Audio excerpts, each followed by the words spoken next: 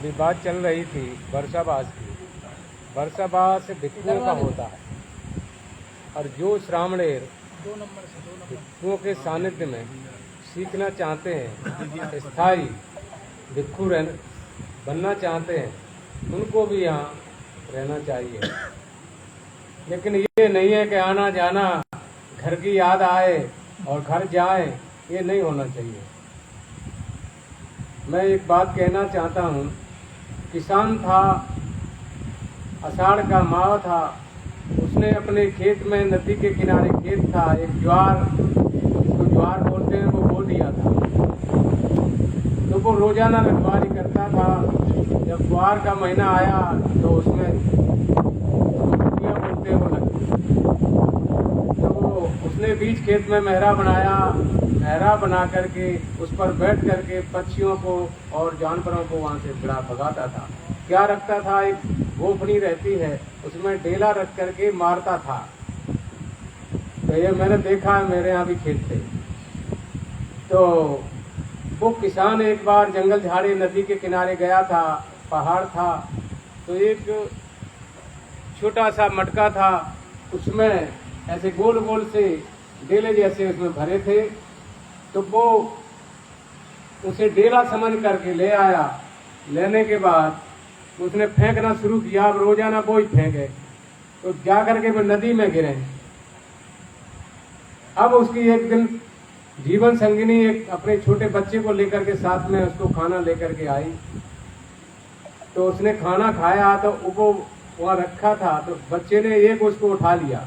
उठाने के बाद वो अपने घर ले गया और इधर उसने सारे फेंक दिए नदी में। एक दिन उस पर क्या हुआ कि उसके घर में कोई वस्तु नहीं थी, तो वो लेने के लिए बाजार गई। वो महिला बाजार जाने पर तो वो ले गई थी कि ये क्या है, दिखाएं लोगों को। तो वो सेठ को दिखाया। उसने कहा कि कहाँ से आया तुम्हारे पास? तो कहा मेरे तो बहुत था, खेत पे पक्षियों को बढ़ाते थे इससे। तो उसने कहा इसको बेचना है। यहाँ बेचना है। कितने पैसे? उसने तो लाखों रुपए लगाए। अब उसे शंका गई कि ये तो कोई अच्छी चीज है, उसने नहीं दिया। घर वापस आई तो उसका पति ने देखा कि लाखों रुपया एक का, ये तो मैंने सारा मटका भरा हुआ फेंक दिया, तो मेरा तो बेकार भविष्य हो गया। तो फिर वो सेठ पे लेके गया, तो उसने उसका मकान बनवा दिया, पैसा दिए, वो तो हीरा था। तो हम आप लोगों से कहना चाहते हैं, जिस प्रकार उस किसान ने सारे हीरे निकाल दिए, सारे नदी में फेंक दिए, वो जानता नहीं था।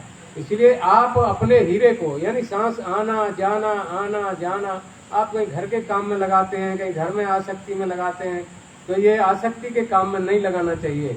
इसलिए आप अभी भी सोच जाओ, जितनी उम्र बची हुई है, इस उम्र को भी अच्छे काम में लगा लें, विपश्यना में लगा लें, तो आपका भला होगा। साथ कोई किसी के साथ जाने वाला नहीं है, न कुटुंब कबीला, न कोई धन संपत्ति। ये कोई कहे कि मैंने इतनी संपत्ति खड़ी कर दी है बेईमानी करके, ये भी साथ जाने वाली नहीं है। इतना बड़ा जो कोट खड़ा हुआ, ये भी बनाने वाले के साथ नहीं जाएगा। इसलिए आप लोग बुद्ध की बात समझें।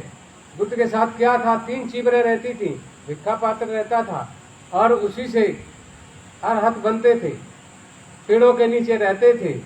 आज क्या करते? बंते जी बोल रहे थे गाड़ियों में भिक्षा ली है, तो गाड़ियों में भिक्षा लेकर के फिर तो रईस हो गए, फिर कहा भिक्षु थोड़ा ही रहे, है नहीं? तो बनते तो पैदल पैदल चल के गांव में जा करके अपना संदेश सुनाते थे और लोगों को विपश्यना के बारे में बताते थे। तो इसलिए हम आप सभी लोगों से गुजारिश करते हैं कि जो उम्र बची हुई है उसको विपश्यना में लगाएं और भगवान बुद्ध के धम्मपद को पढ़ें। और ये जो किताब में कॉपी दी है, पेंसिल दी है लिखने के लिए, आप कुछ न कुछ लिखें। मैंने भी अभी आधा लिख दिया है और ये फिर इनकी वंदना होने लगी तो वो अधूरा रह गया। तो इसीलिए हम आप सभी लोगों से कहना चाहते हैं, ये जीवन बचा है, ये संकल्प के साथ बिताइए और संकल्प पूरा करिए। ये वीर पारमिता पूरी होगी आपकी, और कोई किसी के साथ जाने वाला नहीं है, कोई वस्तु जाने वाली नहीं है।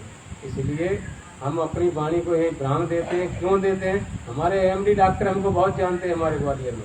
वो कहते हैं बनते जी कम बोलो, नहीं तो तुम जल्दी मर जाओगे।